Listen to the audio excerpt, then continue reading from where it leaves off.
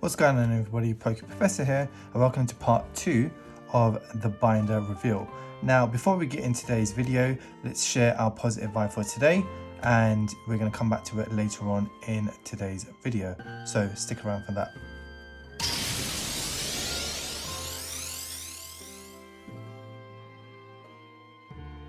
Now, if you haven't seen part 1, I'll leave it in the link in the description below, so you can please check that out before you start part 2. Now, where we left off with part 1, we looked at the first 250 Pokemon, and now we're going to go on to different sets, as well as a different way of I have finished off setting out this binder. Now, when I move on to the next page, you can see I then invested into my Team Rocket Pokemon. Obviously, the one that seems to be missing is going to be the Dark Charizard, which I did have, and I sent it off to get graded, and it came back a PSA 8. Now, one of my favorite Pokemon cards in terms of the Dark Pokemon is, and it has to be, the Dark Blastoise. I love the dynamic image in this picture. I love the holo, the Cosmo holo pattern has always been one of my favorites, and this has always been one of my favorite Pokemon, especially from this set. Huge fan also of the Dark Alakazam. Massive fan of that Pokemon, as well as the Dark Dragonite as well. Now, some of you have been asking in terms of how I sleeve my Pokemon cards, and I actually double sleeve them. So I'm going to quickly show you very carefully how I sleeve my cards. Now, this Dark Dragonite, as you can see, is in a penny sleeve, and that is just to give it extra protection. I was very careful when I did put it into these sleeves because I didn't want to create any nicks or any sort of creases or bends within the card. I place it into the sleeve very carefully, and then I double up with the black border sleeves to place in and slide it into my binder. Similar to how my previous sets was, this is all in chronological order for this set. Now, moving on to the next page is where it takes a different approach. A few years ago, I was lucky enough to go visit Japan, and I collected a number of Japanese cards. Now, what I've done is basically set out these cards in strips depending on what type of energy these Pokemon are from. I did have the CD promo Venusaur and the CD promo Blastoise. Sent them off to get graded. They didn't come back to best grades. One got a 7 and one got a 6, in which I sold on to another collector. Huge fan of some of these cards. One of my favorite is this Kabutops. Love this card, especially the holo pattern. Always love the quality of Japanese cards because they always regulate their production of cards very closely, and it's said that almost 80% of Japanese cards that are submitted to get graded, they come back traditionally as a Gem Mint 10. Moving on, as you can see, you got my Fighting Energy cards. Huge fan of this Aerodactyl. Love the artwork in this card as well.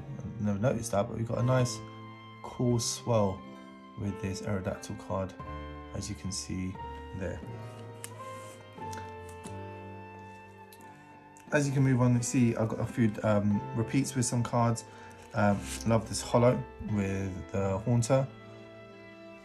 As you can see, I've got the Alakazam as well as the Gengar as well. Now, the next part, as you know, that the only one that is missing is the colorless energy, but as you know, I have got a strip of that. I've also filled off the second part of the page with, has to be, my Gym Heroes and Gym Challengers. Now, before I get onto these, I did collect some of the cards that I've always had a passion in. Obviously, I've got the Lugia in Japanese from the Genesis, and moving on to, you can see I've got the Gym Heroes and Gym Challengers cards. One of my favorite, it has to be the Rockets Moltres. Huge fan of that card. Nice holo pattern, as you can see with that,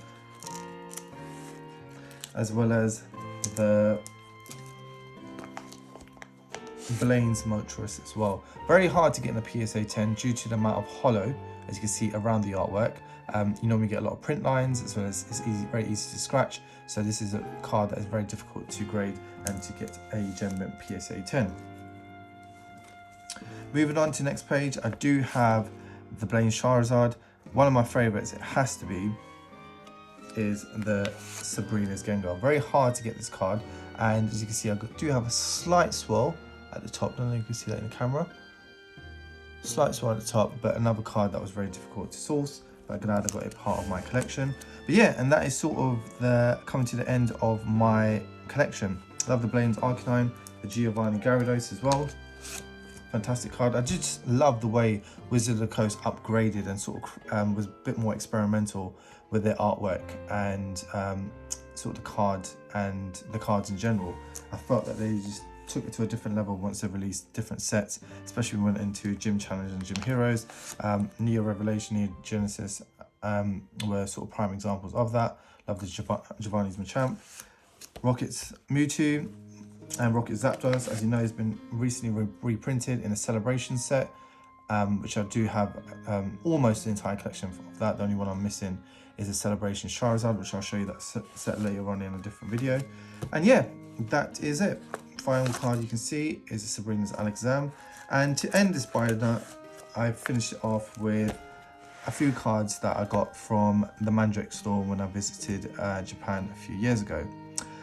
These are some from the Aquapolis set. I did send off to, some to get graded. I do have some of those cards which I'll probably show you. And that is the end of my binder. Now, I hope you enjoyed today's video. If we go back to our positive vibe for today, as you can see on screen. Now, as this series goes on, I want to talk about more about being a better person in general.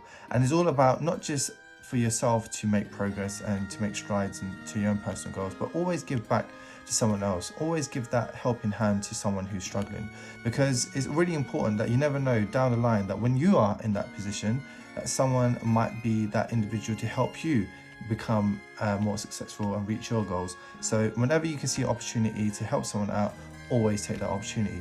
Thank you for watching. I hope you enjoyed the video, and I'll see you in the next one. Peace.